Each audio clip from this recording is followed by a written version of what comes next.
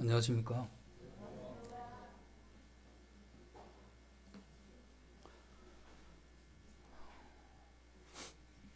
제가 이 믿음을 가지고 난 다음에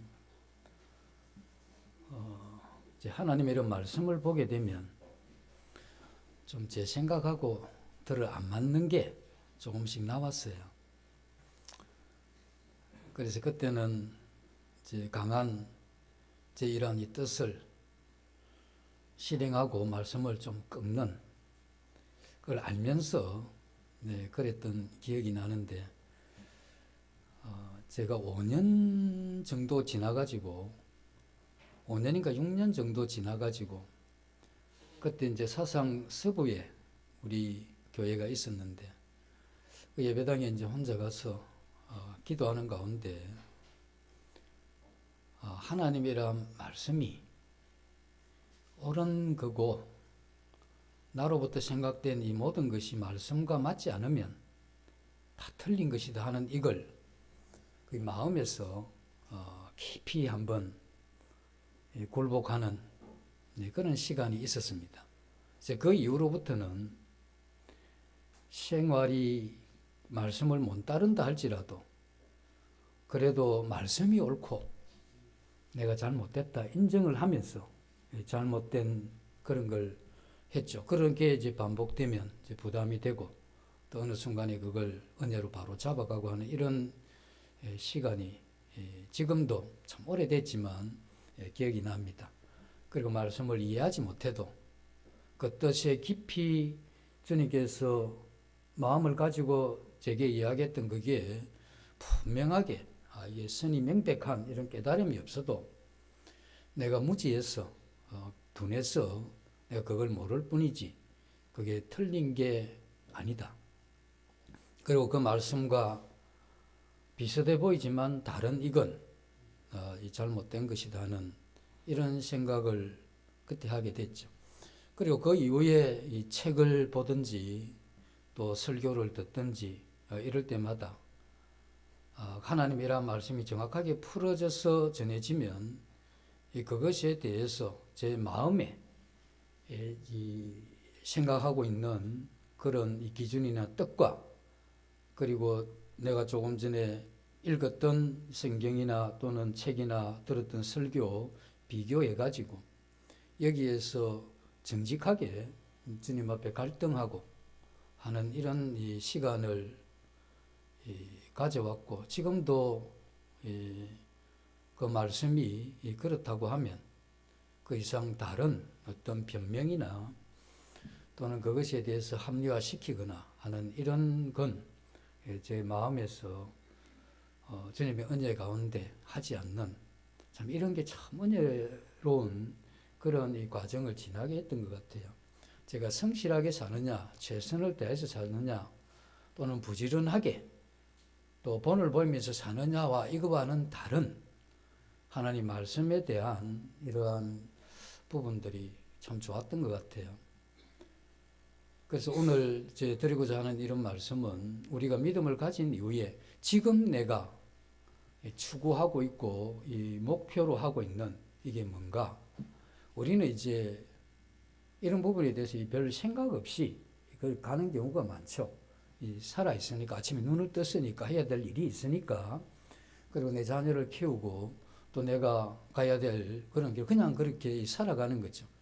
그러면서 우리 마음에 잊어버린 게 있다면 내 삶의 이러한 목적이 뭔가 좀 수년 됐습니다만 저는 목적이 이끄는 삶 하는 이 책을 처음 접하면서 이 책이 어디 있다가 이제 나왔나 하는 그때 참 깊이 좋은 이러한 제게 도움이 되는 그러한 그 책이었던 것 같아요. 그래서 그걸 통해서 그런 이 삶의 이러한 목적을 굉장히 분명하게 보는 그런 좋은 기회가 됐던 것 같습니다. 그래서 우리는 살아가면서 우리가 사람이죠. 우리는 허점이 있고 또 잘못할 때도 있고 또 이 최선이나 성실하고는 좀 먼 그런 길을 갈 때도 있잖아요. 그러나 우리가 그렇게 간다 할지라도 내가 가지고 있는 이러한 이 삶의 목적이나 방향은 굉장히 분명해야 되죠. 그게 이제 잘못되면 열심히 살수록 더 힘들어지잖아요. 그래서 이러한 부분에 문제가 있는 한 사람이 우리 주님을 찾아왔는데 그게 누가복음 12장입니다. 누가복음 12장 13절로부터 무리 중에서 한 사람이 이르되 선생님 내 형을 명하여 유산을 나와 나누게 하소서 하니 14절 이르시되 이 사람아 누가 나를 너희의 재판장이나 물건 나누는 자로 세웠느냐 하시고 15절 그들에게 이르시되 삼가 모든 탐심을 물리치라 사람의 생명이 그 소유에 넉넉한 데 있지 아니하니라 하시고 그 이후에 이제 이 부자에 대한 이 비유가 나오죠.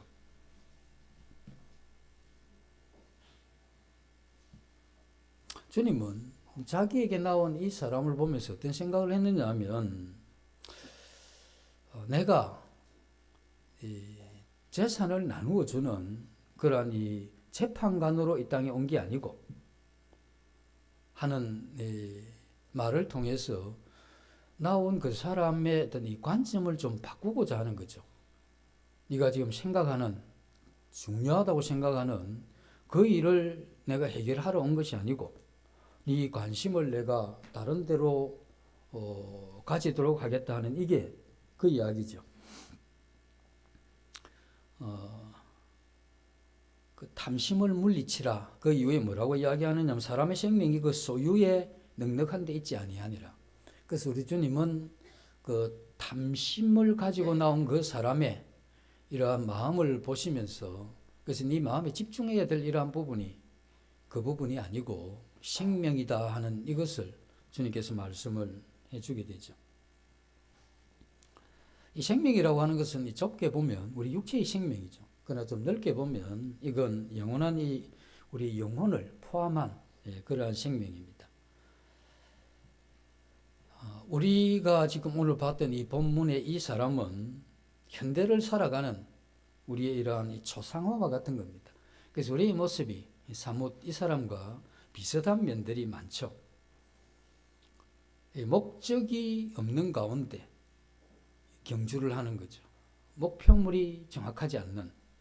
그러나 우리 모두는 목표물이 있다고 생각을 하는데 우리 주님이 생각할 때 잘못된 목표물을 향해서 애써 힘써서 경주하고 있다 이렇게 이야기를 하시는 겁니다.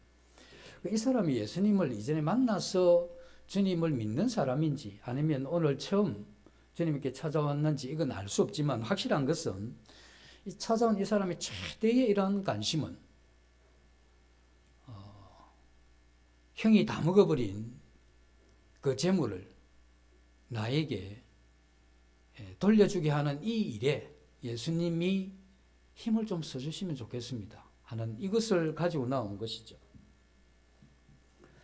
어쩌면 이 사람은 예수님에게 찾아오기 전에 그것 때문에 백방으로 노력했을 수 있습니다. 형한테 가서 형님 너무하지 않습니까? 반은 못 줘도 좀 주셔야죠. 뭐 이렇게 호소하기도 했을 거고 대화가 안 통하면 그러면 이제 법으로 가겠습니다. 뭐 협박도 해보고 어쨌든 유산을 다 차지한 형에 대해서 부당한 이러한 뺏긴 이러한 마음을 가지고 이것을 다시 되찾는 이게 이 사람의 지금 가지고 있는 최대의 이런 숙제였습니다. 그래서 우리도 지금 내가 가지고 있는 최대의 숙제가 뭡니까? 그 뭐가 최대의 그런 숙제고 이게 좀 이루어졌으면 하는 게 이게 뭡니까?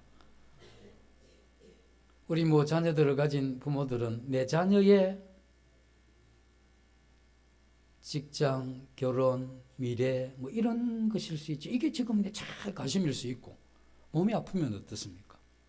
몸이 회복되는 거. 경제적으로 좀 힘들면 돈. 이런 게 어쩌면 지금 내가 살아가는 데 있어 그게 최고의 이러한 목적이 될 수 있죠. 그럼 우리가 이 최고의 지금 목적으로 삼는 이게 정말 내가 내 뜻과 마음과 생명을 다 바쳐서 그렇게 살아갈 만한 가치 있는 것을 지금 추구하고 있는가 하는 이런 질문을 해야 되죠. 하나님을 사랑하고 기뻐하는 이것을 희생하면서 내가 지금 이걸 추구하는 이게 옳은가? 내 인생이 하나님을 사랑하고 또 그 사랑을 힘입어서 이 세상에 있는 사람을 사랑하는 이것이 내 인생의 이런 목적인데, 이 목적을 희미하게 하고 포기할 만큼 지금 내가 생각하는 그게 그렇게 가치가 있는가 하는 이 생각을 해볼 필요가 있다는 겁니다. 다람쥐 쳇바퀴 돈다는 거 아시죠? 다람쥐 한 마리를 쳇바퀴에 놔두면 이 다람쥐가 올라가서 죽을 힘을 다해서 미친 듯이 뛰는 겁니다. 우리는 잘못 생각하면 이 다람쥐가 사람들에게 자기 재주를 보여주기 위해서 노력하는 것 같이 보이지만 그거 아닙니다. 다람쥐가 무슨 생각이 있어서 사람에게 그렇게 하겠습니까? 이 다람쥐는 지금 한 발을 올렸는데 뭐 내려와요. 그러니까 다음 발을 안 올리면 이거 넘어지는 거라. 자기 안 넘어지려고 죽으라고 지금 애쓰는 겁니다. 그렇게 쳇바퀴를 힘있게 돌린다고 해서 뭐 1등 이런 거 없습니다. 여기는 뭐 1, 2등 없으니까 10마리가 쳇바퀴를 돌린다 하더라도 그 다람쥐는 1등 이런 게 없다 이 말입니다. 그러니까 죽을 힘을 다해서 어쨌든 이렇게 하지 않으면 자기가 넘어지기 때문에 넘어지지 않기 위해서 돌리는 거죠. 우리가 참 바쁩니다. 너무 바빠요. 애들 태어나면 애가 정신도 들기 전에 얼마나 돌렸는지 뭐 애가 뭐 학원을 끊어야 되겠다. 그러다가 초등학교 가면 이 학교 끊어야 되겠다 이래 이야기를 하죠. 뭐 끊으면 다 되는 줄 알고. 얼마나 피곤했으면. 그래서 이만큼 어릴 때부터 피곤했지만 그러면 어릴 때만 피곤하냐. 나이 들어가 직장 생활을 하게 되면 몸이 아프든 안 아프든 기분이 좋든 나쁘든 상관없이 어쨌든 아침 일찍이 출근하는데 뭐 출근하면서부터 피곤한 겁니다. 그 저녁에까지 피곤한 이러한 이 하루를 이렇게 살아가죠. 이 자본주의 사회는 이 높은 효율을 원합니다. 그리고 치열한 경쟁이죠. 그 효율과 이 경쟁, 여기에서 이 승리를 요구하게 되는데 이것에 우리가 미치지 못하게 되면 뭐 탈락하거나 도태하게 되죠. 탈락하거나 도태하게 되면 지난 그때보다 훨씬 못한 이러한 삶의 대우가 우리를 기다리고 있습니다. 그리고 때로 이 실직의 이러한 이 위기를 이렇게 갖게 되면 우리는 그 이후에 더 좀 비참할 만큼 힘든 그런 삶이 또 우리에게 전개되는 것이죠. 그래서 이 자본주의 이 사회가 우리를 그렇게 바쁘게 만드는 겁니다. 우리가 이렇게 바쁘게 만드는 또 하나의 이유가 뭐냐면 우리가 사실 뭐 가지는 것에 대한 욕심이 없으면 좀 덜 바쁩니다. 그런데 지금 전에 조사를 보니까 미국에서 1920년대에 그때의 필수품이라고 하는 게 19개 정도 됐답니다. 그런데 80년이 지난 다음에 2000년대 미국에서 다시 조사를 했는데 필수품이 200개가 넘는다는 겁니다. 10배가 넘어가 버린 거죠. 지금 우리가 그렇지 않습니까? TV 광고를 보거나 또 이 메이지 이런 신문을 이렇게 보게 되면 나온 정말 많은 광고들을 봅니다. 그 광고들을 보면 좋은 이러한 냉장고 앞에 서서 폼을 잡고 있죠. 그리고 참 이 인테리어가 잘 되고 깨끗한 그래서 그 가전 제품을 보면 참 좋다 이런 생각을 가지고 자기 집 주방을 보니까 너무 누추한 겁니다. 그래서 그걸 좀 바꿔야 되겠다는 욕망이 생기고 그걸 바꾸면 좀 뭔가 인생의 질이 안 좋아지겠나 이런 이제 생각을 가지게 되죠. 계속된 이러한 광고는 학습 효과가 있게 되죠. 학습 효과가 있으면 그렇게 하면 기본적인 삶이 될 것 같아. 그게 우리의 마음을 움직이게 되는 겁니다. 그러면 우리가 그와 같은 것을 가지고 소비하기 위해서는 우리가 어떻게 해야 되겠습니까? 돈을 더 벌어야 되죠. 그래서 더 열심히 일을 하고 또 가외의 일을 다 해서 돈을 많이 벌어야 그 다음에 그것도 하고 저것도 하고 이것도 하면서 생각했더니 기본적인 이러한 삶이 거기서 나오지 않겠느냐 이렇게 생각하는 이런 걸 통해서 우리의 이러한 삶은 굉장히 바빠지는 겁니다.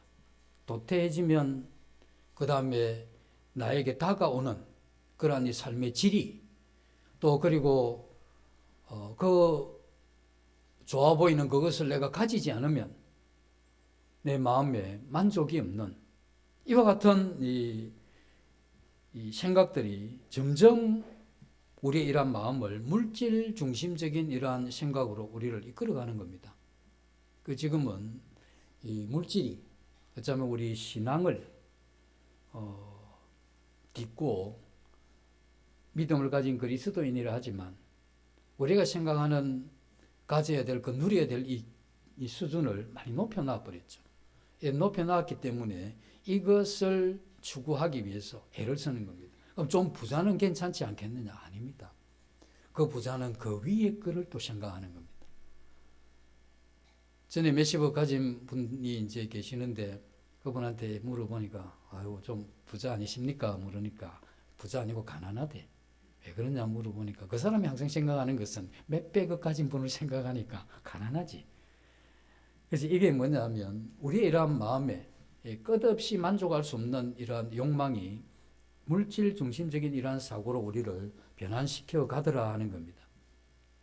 그래서 우리는 이제 쫓겨가는 것이죠. 우리는 사실 이제 무한 경쟁 속에서 살아가는 겁니다. 그래서 우리가 애가 어릴 때부터 그 경쟁 속에 승리하도록 하기 위해서 굉장히 그 경쟁 속에 몰아넣는 것이죠. 그 애의 인성이나 특별히 영적인 영성 이런 것 필요 없는 겁니다. 지금 생각하는 게 뭐냐면 이 더 많은 물질을 조금 수월하게 가지기 위해서는 네가 지금 땀을 좀 흘려야 된다. 지금 네가 땀을 흘리지 않으면 나이가 들면 눈물을 흘리게 될 거니까 네가 지금은 네가 뭐 성경 읽고 기도할 때가 아니다. 지금 네가 해야 되는 것은 그 목적을 향해서 네가 가야 될 때다. 이렇게 이야기는 안 하지만 그런 마음을 가질 수 있다는 겁니다. 그래서 무한 경쟁은 패자와 승자를 뚜렷이 나타내죠. 그리고 앞날이 달라집니다. 그리고 이 세상에 더 많은 이러한 제품들이 나오고 그것에 대한 욕구는 점점 더 높아지죠. 그래서 이것이 일하지 않을 수 없게 만든 겁니다. 이래서 우리는 물질 중심적인 이러한 이 생각은 우리의 이러한 목표를 그 물질에 두게 하는 겁니다. 이렇게까지 우리 마음에 그러한 것이 승리하게 되면 우리가 주님을 위해서 또 주님 안에서 또 주님을 통해서 오게 되는 이 평안과 기쁨과 만족 그 가치와 의미는 멀어지죠. 그래서 우리가 점점 더 거기에 집중하게 되는데 그렇게 하게 되면 부작용이 일어납니다. 그래서 부작용이 일어나는데 이제 열심히 노력해서 돈을 벌어야 되잖아요. 우리가 회사의 사장이 되는 건 아무나 되는 게 아닙니다. 그 네노라는 기업의 회장은 어쩌면 특별한 사람에게 돌아가는 것이죠. 보통 사람은 그렇게 되는 게 쉽지 않습니다. 어떤 한 사람이 공채로 말단 사원에서 시작해서 한 단계 한 단계 올라간 겁니다. 그래서 나중에 부사장까지 이르게 됩니다. 그리고 그 나이 약간 45세에 그 정도 자리에 이렇게 오르게 되는데 그러다 보니까 이제 그 사람을 셀러리맨의 이러한 신하다 또는 우리의 롤 모델이다 또는 우리의 멘토로 불리게 되는 이런 데까지 그가 왔습니다. 근데 그가 죽어버렸어요. 이유가 뭐냐? 과로사입니다.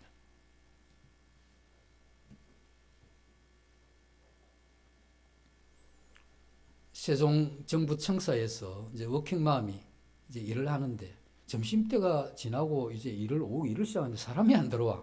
그래서 이제 직원들이 어디 갔지 하고 찾은 겁니다. 전화를 해도 안 받고 있어. 그래 나가보니까 계단에서 쓰러져가 죽은 겁니다. 사인은 과로사. 판사하면 참 남부럽지 않는 직업이지 않습니까? 이 고등법원에 소속된 여자 판사인데 자신의 집에서 뇌출혈로 죽어버린 겁니다. 판사가 이러면 남들이 보기엔 참 우르르 볼 수 있는 그러한 직업이기도 하고 한번 해보고 싶은 직업이기도 하죠. 그런데 이 판사가 만만한 직업이 아닙니다. 이 평판사가 1년에 자기가 판결해야 되는 게 한 350건 된답니다. 근데 한 건 한 건마다 수십 페이지, 수백 페이지, 수천 페이지까지 이와 같은 것을 읽고 정확하게 판단해서 두드려야 되는 겁니다. 그래서 판사들은 서로 자기가 판결 내리는 것에 대해서 이야기를 절대 하지 않는답니다. 서로에게. 그래서 어떻게 보면 판사한 사람은 개별적인 헌법기관과 같은 사람들입니다. 이러한 이 사람들이 점점 이제 승진을 해야 되지 않습니까? 세상에서 승진하는 것은 많은 요인이 있지만 판사들이 승진하는 건 판결로 하는 겁니다. 그래서 이제 자기가 판결 내린 이걸 벽돌 한 장 한 장 샀듯이 판결을 이렇게 내리는 겁니다. 그리고 이제 그 판결이 꽉 차면 승진하는 거죠. 그런데 최선을 다해서 판결을 내렸는데 이게 판결이 뒤집히고 파기가 돼서 환송되면 벽돌 하나가 깨지는 겁니다. 1년에 벽돌 몇 장 깨지면 승진은 끝나는 거죠. 그래서 이런 이제 판사가 그 어떤 판결을 하기 위해서 보따리에 다음 날 판결할 그걸 가지고 와서 그걸 하다가 뇌출혈로 죽었는데 사인은 과로사입니다.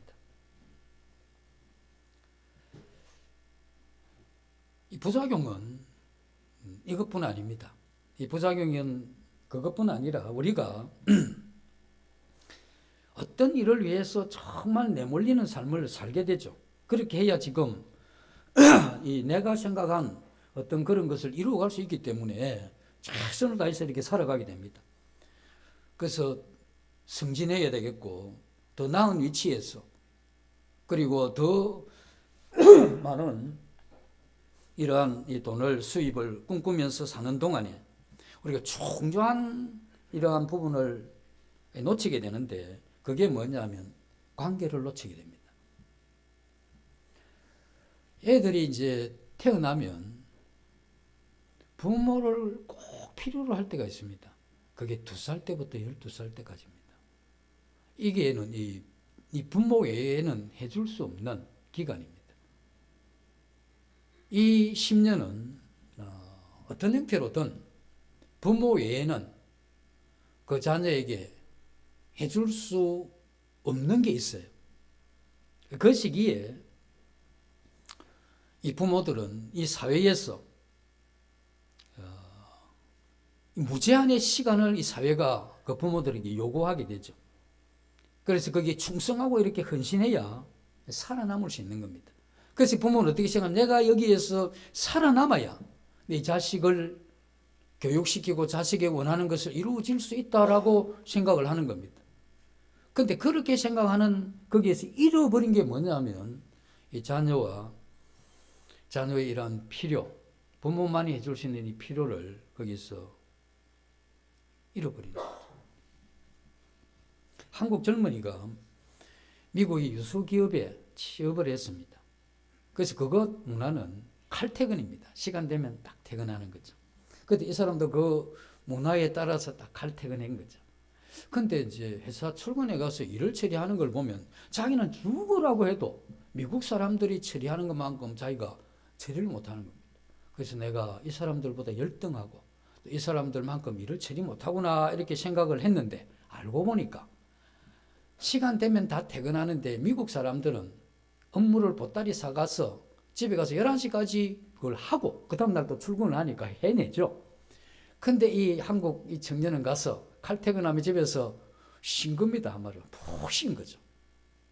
그러다 보니까 어떻게 따라가겠습니까? 못 따라가는 거죠. 그렇게 우리의 삶이 되어져 가는 과정 가운데 그 속에서 이제 아버지는 자녀에게 아버지의 해야 될 중요한 관계를 못 만든 겁니다. 어머니도 또 요즘 뭐 부부 맞벌이 많으니까 어머니도 그 애에게 해줘야 될 이런 관계를 못 해주게 되는 것이죠. 그래서 이제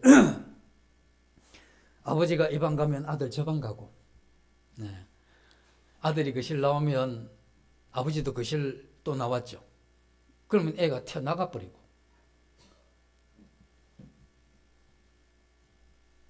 뭐 아내도 마찬가지죠. 그래서 우리가 모든 이런 중요한 관계를 희생시키면서까지 내가 이 물질 중심적인 사고를 가지고 그것을 내가 이루어가는, 이렇게 했을 때 내가 마지막에 가져오게 되는 그 결과가 굉장히 심각한 겁니다.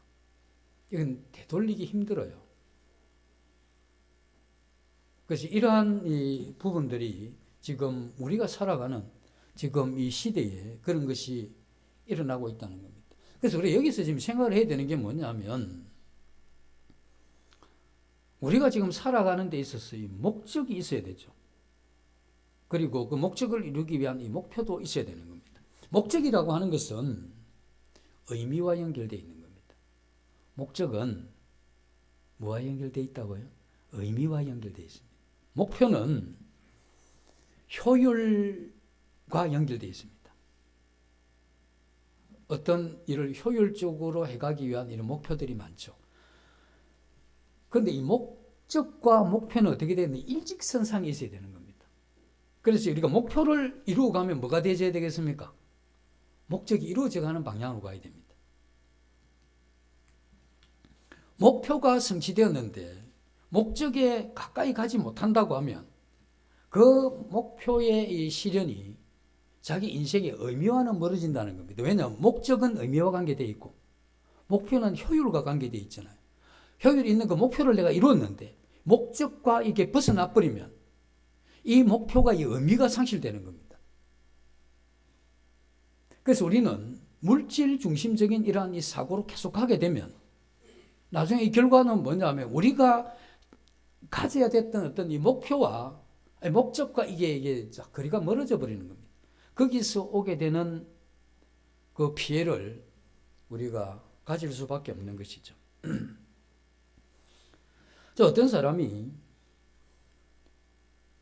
집을 하나 구입을 했습니다. 전셋집에 살다가. 그러면 이제 조금 많은 그에게 부채를 안죠. 근데 요걸 이제 몇 년 안에 갚아야 되겠다는 이런 목표를 세운 겁니다. 그런데 또 금리가 오른다는 또 뭐 이러한 안 좋은 소식, 마음을 또 졸이죠. 그렇게 살아가는 겁니다. 근데 이게 지금 비난하는 게 아니고 이게 우리 현실이다 하는 이야기입니다. 그러면 우리가 삶의 목표가 목적과 상관없이 우리 목표가 세워졌다고 칩시다. 그러면 이 목표가 목적과 일직선이 되느냐 하는 이것도 문제가 되지만 그렇게 세운 이 목적과 상관없이 세워진 이 목표도 우리가 이루어가느냐 하는 이걸 생각해 볼 때 그것도 쉽지 않습니다. 그래서 우리가 세운 이 목표가 목적과도 맞지 않고 그걸 이루기도 힘들다고 했을 때 그러면 우리의 삶의 현재 이 시점을 우리가 어떻게 봐야 되냐는 거죠. 우리들 가운데 다 우리 열심히 살잖아요. 그래 내 목표가 올 한 해는 내 어떤 나쁜 성질을 좀 고쳐야 되겠다. 이런 아름다운 목표가 있냐 이거죠. 올 한 해는 내가 성경을 쭉 읽겠다. 뭐 이런 좋은 목표. 또 올 한 해는 내가 어떤 사람을 좀 섬겨가지고 이 섬김이 뭔지를 알아야 되겠다. 이런 아름다운 목표. 또 올 한 해는 내가 정말 희생했어. 뭔가 어떤 좋은 어떤 것을 내가 한번 만들어 보겠다 하는 이러한 훌륭한 목표. 이걸 가지고 있다고 해서 우리가 이 경제적인 이러한 삶이나 이런 것을 충실히 안 해라는 게 아니잖아요.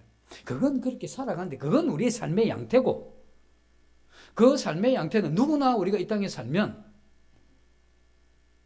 게으른 묵지도 말라고 한 그 말씀에 충실해서 열심히 살잖아요. 열심히 사는 걸 비난하는 게 아니고 그 양태가 목적이 돼서 거기 다라고 하는 이 부분을 이야기를 드리는 거죠. 그래서 우리가 아름다운 또 의미와 가치가 있는 목적에 부합하는 이러한 이 목표가 있느냐 하는 것이죠. 우리가 아무리 목표를 가지고 열정적으로 산다 할지라도 거기에 올바른 목적으로 이끌지 못한다고 하면 그 목표가 이루어져도 우리 마음에 실망이라고 하는 게 있습니다. 그래서 언을 사랑하는 자는 그 풍요로움, 그 풍부함을 가진다 할지라도 만족이 없다고 하는, 이건 거기서 나오는 것이죠. 그래서 목적은 이 목표와 이렇게 올바르게 연결되는 게 필요하다는 겁니다. 이게 올바르게 연결되지 않으면 반드시 공허합니다. 이게 상계다라. 그리고 혼돈이 오게 됩니다. 이게 인생인가 하는 생각이 들죠. 나이가 들면서. 그리고 어느 시점에서. 왜 그런 생각이 깊이, 이 깊은 회한으로 오는 겁니다. 나이가 들면 내가 꼭 그렇게 했어야 됐나. 그렇게 열심히 산다 할지라도 정말 내 이 목적과 목표에 대한 이 생각 한 번 없이 왔다 내 인생에 대해서 깊은 이러한 마음의 아픔이 오게 되죠. 그래서 똑같이 시가 열심히 살지만 내가 그와 같은 이 목적과 이 목표에 대한 이러한 생각과 그 가치를 모른 채 왔다는 이게 큰 어려움이 되죠. 그리고 그 공허함과 또 이 혼돈 속에서 마치 내가 함정에 빠진 것 같은 그러한 마음이 우리에게 들 수 있다는 겁니다. 부자가 되겠다는 목표를 세우고 돌진하고 그것을 만약에 이루면 행복하겠습니까? 그런 것 같으면 돈 있는 사람들 다 행복해야 되잖아요. 그런 분들 그렇게 행복해 보이십니까? 진짜 돈 있으면 행복하겠습니까? 스티브 잡스 알죠? 이분이 살아있을 때 그가 초호화 요트를 제작을 했습니다. 이 바쁜 CEO 월드 CEO가 6주에 한 번 정도 그 요트 만드는 데를 가는 겁니다. 시간 내기 참 쉽지 않는데, 그리고 몸소 그 자기 요트 제작에 참여를 하는 거죠. 그 조타실에 27인치 아이넷 7대를 설치합니다. 그걸 가지고 조정해서 이제 움직이겠다는 거죠. 그래서 네덜란드 암스미드에 이게 이제 있었는데 그 길이가 80m입니다. 요트 길이가. 그리고 이 사람이 만든 그 요트 안에는 한 6개의 호화 침실이 있는데 이 사람은 워낙 소음을 싫어하기 때문에 방음을 철저하게 했다는 겁니다. 그리고 그 요트가 완성되는 데 든 돈이 3,200억입니다. 그래서 그는 이게 만들어지게 되면 자기가 은퇴 후에 사랑하는 가족들과 자기들과 함께 했던 친한 지인들과 함께 요트를 타고 세계 여행을 할 이런 기대를 가지고 그걸 만들었죠. 그런데 이 요트가 완성되기 전에 2011년 10월에 그가 췌장암으로 사망합니다. 그래서 스티브 잡스는 그 화려했던 자기가 제작에 참여했던 그렇게 꿈꾸고 한번 가족들과 지인들이 여행하고자 했던 그 요트를 한 번도 완성된 걸 보지 못하고 탑승하지 못하고 죽게 됐죠. 그리고 그건 후에 완성이 됐는데 이제 부인의 소유가 되고 또 부인은 별 취미가 없으니까 그게 유령성 같이 그렇게 바다에 떠 있는 그러한 상황이죠.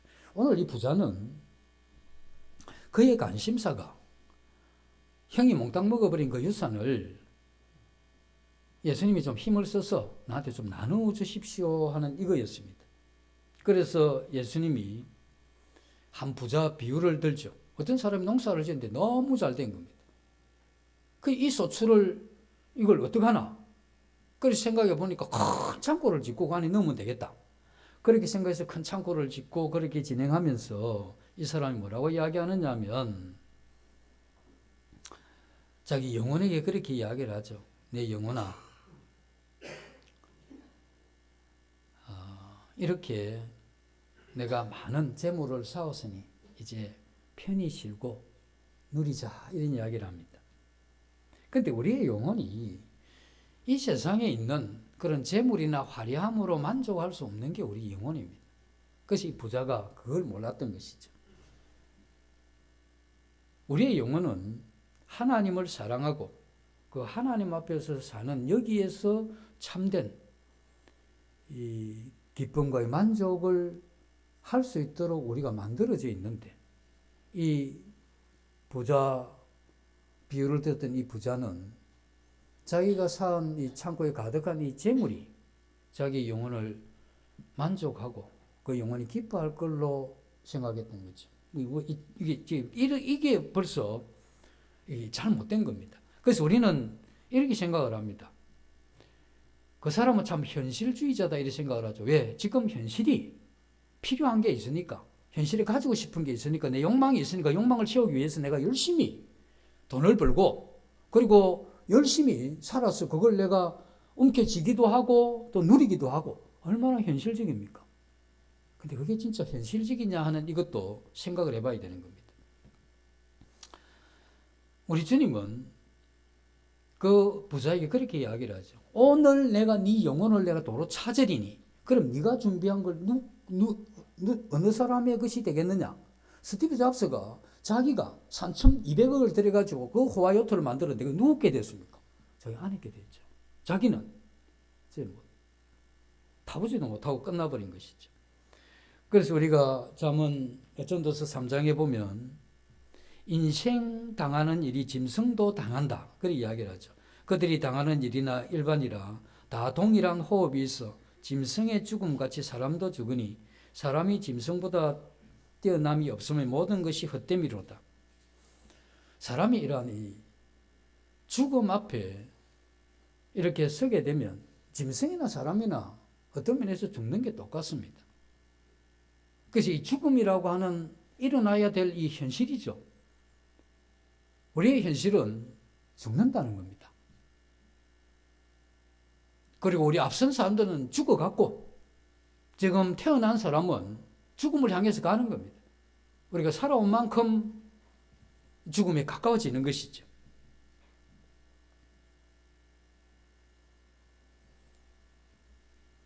우리가 살아있다고 하는 이건 우리 자신에게 그런 질문을 할 필요가 있습니다. 내가 지금 바쁘게 열심히 살아가는데 왜 이게 내 삶의 목적이고 목표라고 하면 내가 이것이 이루어지고 난 이후에 내 영혼은 이것에 대해서 어떻게 평가하고 어떠한 마음을 가질 것인가 하는, 이건 살아있는 우리가 질문해야 되는 이게 굉장히 현실적이잖아요.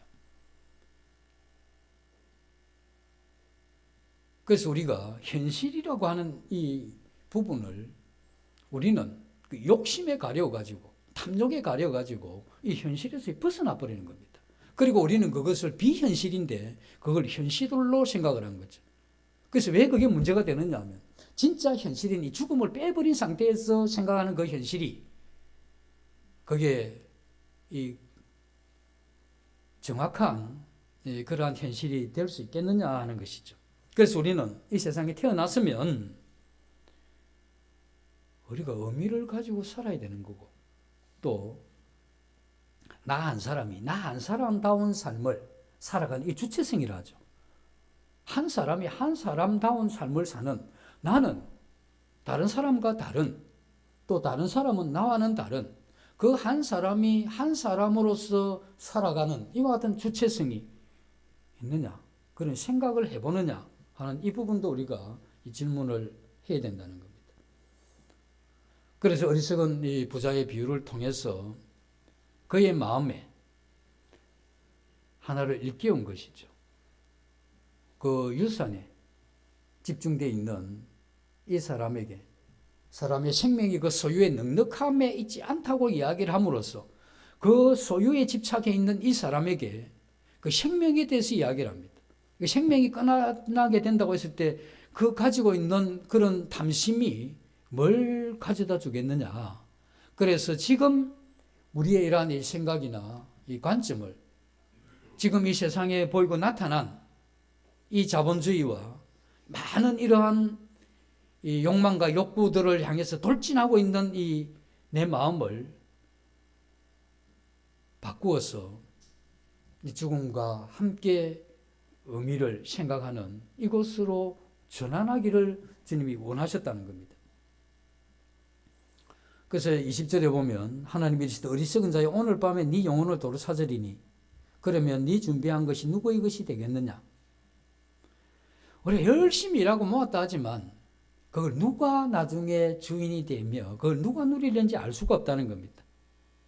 분명한 것은 그렇게 모았던 재물도 뒤로 하고 우리는 떠나가야 될 그러한 사람이죠.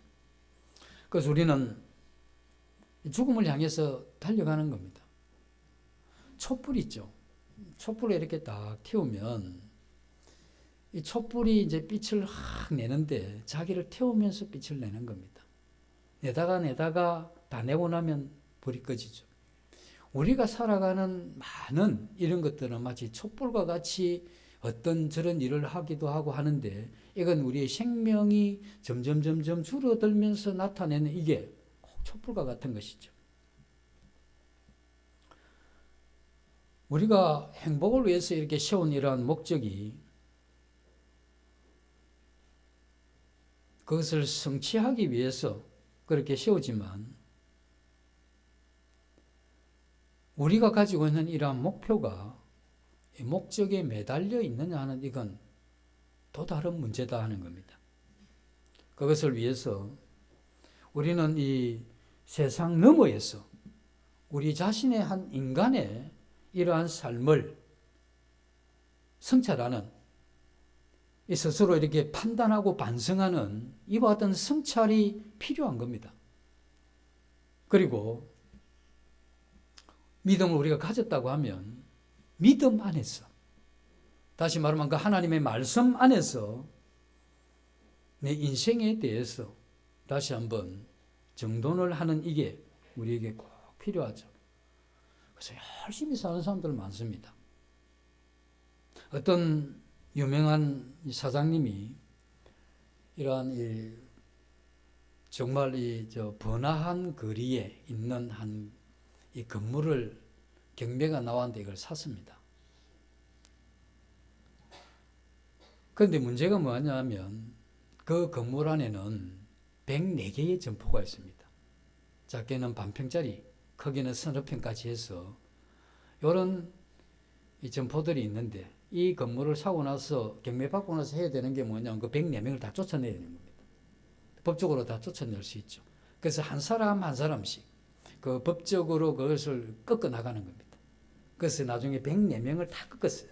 그리고 그 건물을 이제 그 사람이 원했던 대로 이제 빈 점포를 새롭게 해서 해갈 수 있는 데까지 온 것이죠. 근데 몸이 이상해서 병원에 가서 진단을 받아보니까 뇌암 사기입니다. 이건 그런데 그 가족들이 그 건물을 보니까 뭐 지긋지긋하는 겁니다. 그래서 그걸 헐값에 팔아버렸대요. 만약에 그가 그 일에 신명을 바치지 않았으면 몇 년 더 살 수도 있잖아요.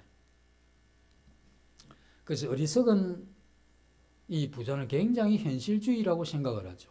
지금 필요한 그거, 지금 내가 원하는 그것을 향해서 가니까.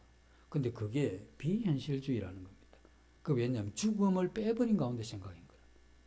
그래서 주님은 내가 네 영혼을 도로 찾게 되면 네가 그렇게 목표에서 이루가던 그건 뭐냐 하는 이 부분을 이야기를 하는 것이죠. 우리가 살아가면서 불안할 때 많죠. 그리고 만족 못할 때도 많잖아요. 그 왜 그렇겠습니까? 이 19절에 보면 그렇게 이야기를 합니다. 또 내가 내 영혼에게 이르되 영혼아 여러 해 쓸 물건을 많이 쌓아두었으니 평안히 쉬고 먹고 마시고 즐거워하자 하리라 하되 지금 평안이 없기 때문에 이제 이 쌓아뒀으니까 이제 평안해보자는 겁니다. 그래서 우리 모든 사람들이 그렇게 생각을 합니다. 내가 지금 이렇게 불안한 이유는 좀 소유가 부족해서 그렇다. 그 내가 지금 이렇게 애쓰면서 살지 않는 이건 애쓰면서 살지 않을 수 없는 이유는 내가 지금 여유가 없기 때문에 내가 부족하고 여유가 없기 때문에 내가 애써 힘써서 내가 살아야 된다고 이야기를 하죠. 그러면서 조금만 내가 여유가 있으면 내 인생이 편안해질 거다. 조금 더 모으고 나면 좀 안락한 삶을 살 것이다. 언제 그 꿈이 실현됩니까? 그럼 그 꿈이 실현되면 정말 내 영혼이 그렇게 평안하고 안락할 것 같습니까? 우리가 짧은 인생을 살아가지만 정말 내 마음에 안식과 위안을 주는 이것이 눈에 나타난 환경이나 눈에 나타나서 우리가 잡을 수 있다고 하는 그런 것을 통해서 우리의 마음의 만족이나 평안은 거기서 오는 게 아닙니다. 굉장히 일시적이죠. 온다고 하더라도 우리의 이러한 만족과 평안은 딱 한 곳에서 오는 겁니다. 주님의 품에서 오는 겁니다. 오늘 내가 평안이 없는 이유가 뭐가 부족했어. 또 내가 원하는 대로 안 되기 때문에 불안하고 평안이 없다. 이건 속는 겁니다. 왜냐하면 우리 영혼은 그게 된다고 해서 되는 게 아니잖아요. 우리 영혼의 만족은 어디서 옵니까? 하나님 안에서. 그래서 하나님을 통해서 우리가 평안을 누리면 그것이 이루어지든 이루어지지 않든 어떻게 되겠습니까? 주님이 우리에게 주신 평안은 이 세상이 준 것과 다르다고 했잖아요. 이 세상이 주는 평안은 잘 되고 부족함이 없고 원하는 대로 될 때 평안하다 하지만 그건 일시적인 거고, 하나님이 주신 이 평안은 우리가 순교의 길을 가더라도 그 평안을 잃지 않고 갈 수 있는 그걸 이야기를 한 겁니다. 참 이 평안을 추구하는 사람들이 많습니다. 재벌 3세들이 먹을 거, 입을 거, 누릴 거, 여행하고 싶으면 다 하잖아요. 남는 게 돈이고 받는 게 돈인데 그거 뭐 써도 끝이 없습니다. 그런데 이런 사람들이 뭐 뉴스나 이렇게 보게 되면 꼭 그 기업의 그러한 이 집안에서 한두 명 이상은 향정신성 의약품, 마약이죠. 프로포폴입니까? 그 외에 이 마약에 거의 노출돼 버리죠. 이 프로포폴은 뭐 한 2, 3만 원 하면 원래 맞는 거잖아요. 근데 이게 한 2시간 효과가 있는데 이걸 좀 계속 하려면 이 병원 저 병원 다녀야 되죠. 의사들은 이걸 가지고 5, 60만 원씩 이렇게 받는 겁니다. 그 사람은 5, 60만 원 뭐 돈이 아니니까. 왜 그렇게 살아가느냐 하면 그렇게 해야 이 영혼에 뭔가 뭐 이렇게 만족이나 평안이 있을 것 같고 그 어떤 다른 것은 안 되니까 그런 식으로 계속 추구하는 거죠. 왜냐하면 우리의 이러한 영혼의 만족이 거기에 있는 게 아닌데 그 다른 하나님의 이러한 영적인 세계를 보지 못하니까 그게 전부잖아요. 할 수 있는데 끝까지 그렇게 가는 겁니다. 그 마지막은 그의 이러한 영혼과 육체를 망치는 쪽으로 가게 되는 것이죠. 그 우리는 그런 마약을 하는 사람과는 좀 다르다라고 생각을 하는데 우리도 그렇지 않습니다. 그 사람들은 그런 형태로 취해서 살지만 우리는 헛된 욕망에 취해서 사는 거죠.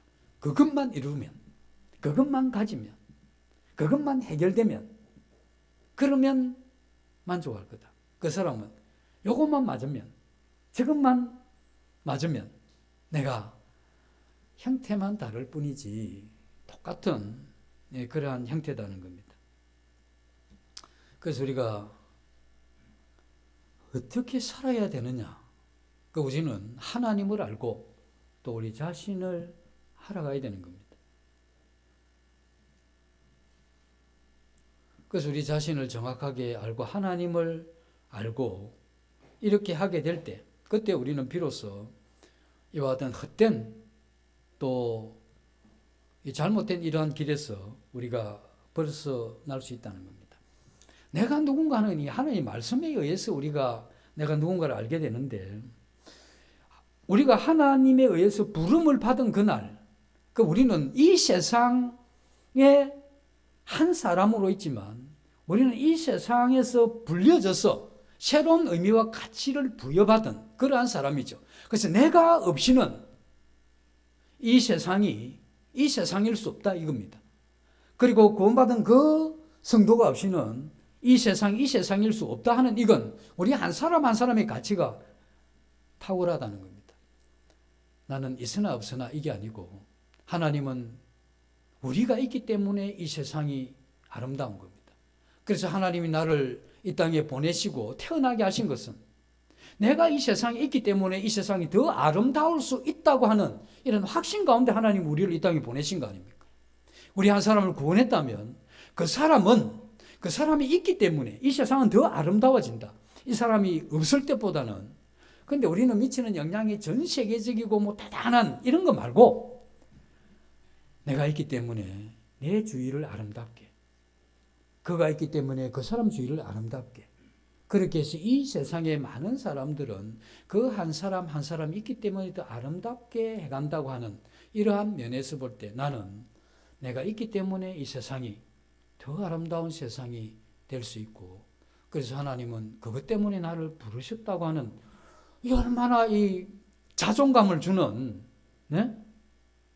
이게 한번 살아볼 만한, 이게 얼마나 우리에게 귀한 그러한 이 부름이며 나 한 인간의 가치냐 하는 것이죠.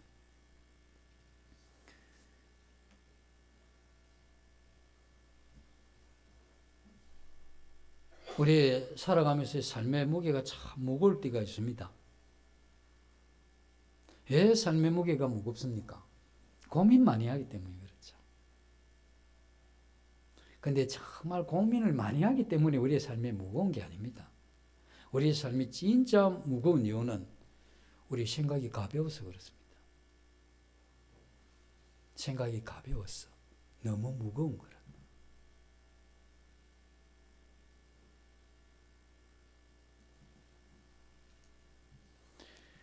그 인생이 그렇게 길지 않잖아요.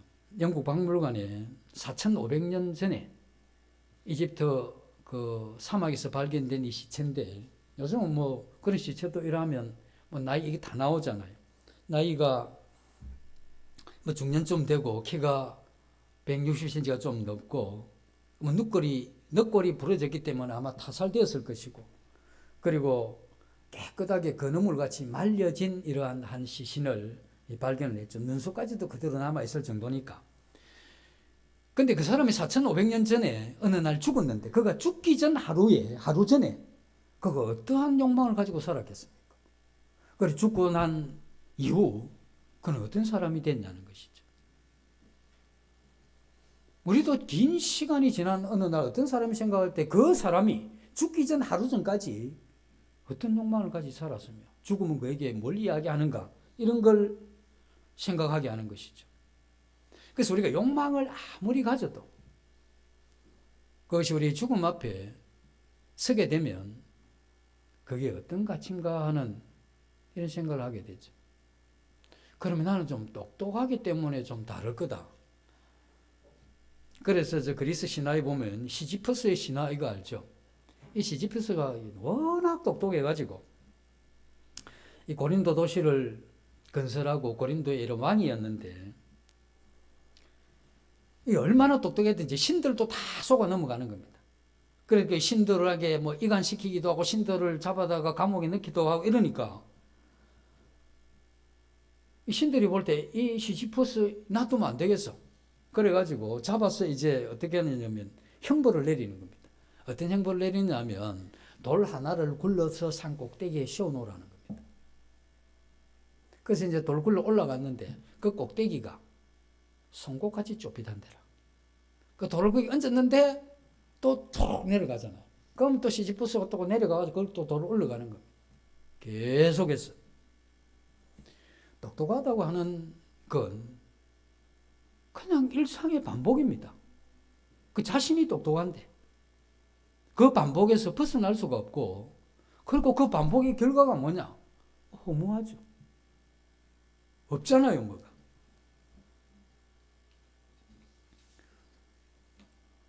그래서 우리 이런 욕망을 가지고 살다가 죽었던 4,500년 전에 죽어 사막에 발견됐던 그 사람이나 똑똑해서 살아온 시지프스라고 하는 그 신화에서 나오는 그 사람이나 저 사람이나 다 해답을 찾지 못했던 것은 똑같은 겁니다.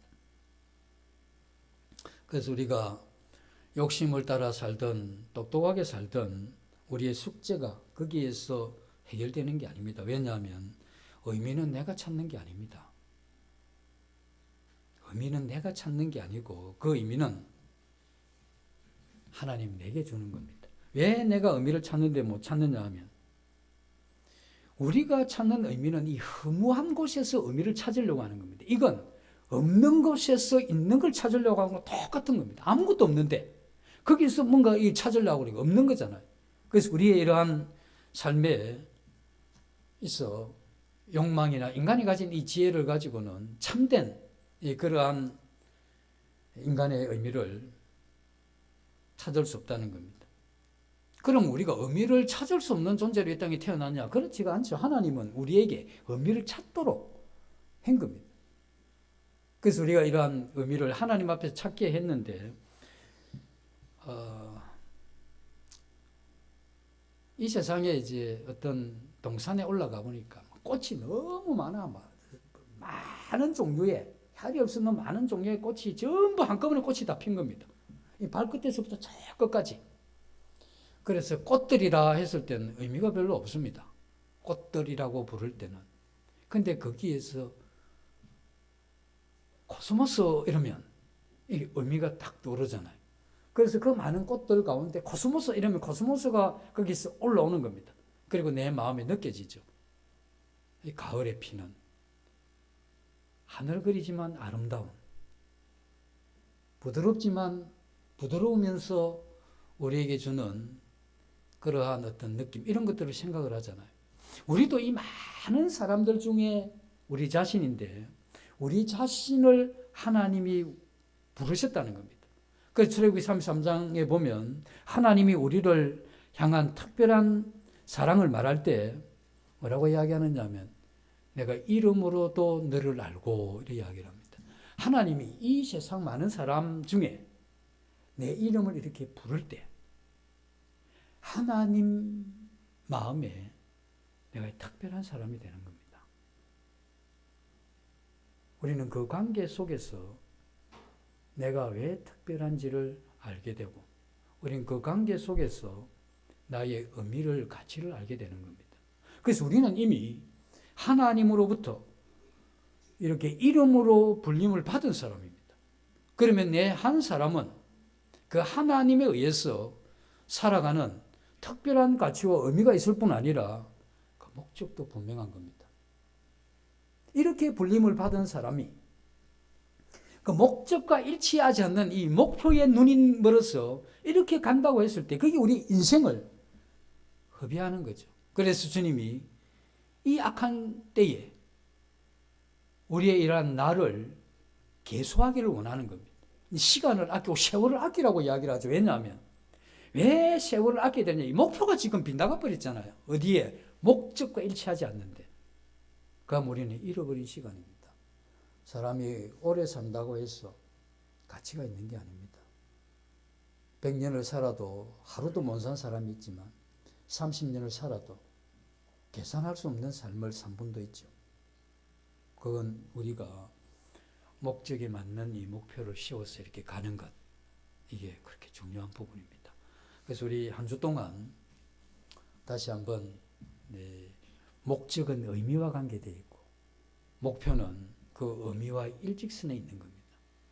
우리가 열심히 사는 그 자체를 지금 현실이기 때문에 비난하는 게 아닌데 그 현실에서 죽음이라고 하는 이것도 넣고 거기에서 그러면 이 목표, 내가 열심히 살지만 내가 더 그리스도인다운 그리스도인이 되기 위해서 열심히 성실하게 부지런하게 정직하게 살아야 될 뿐 아니라 또 하나는 그렇게 살 수 있는 내 마음의 인격을 하나님의 말씀을 통해서 계속해서 발전시켜가면 우리가 어디에 있든 어디에 속하든 우리는 그곳에서 이와 같은 목표를 이루어가면서 우리가 목적과 일치하는 이러한 삶을 살게 되면 하나님이 우리를 부르신 그 부름에 합당한 것을 보면서 참 기뻐하실 겁니다. 그래서 우리는 하나님이 기뻐하시는 나를 기뻐하시는 그것을 보면서 나도 참 좋다. 내 만족이 세상에 보이는 것이 아니고 이 하나님에서 주어진 것이라는 것을 깨닫고 그날 밤 잠자리에 누웠을 때 그렇게 평안한 밤, 그런 밤이 되시길 바랍니다. 잠시 기도하고 마치겠습니다.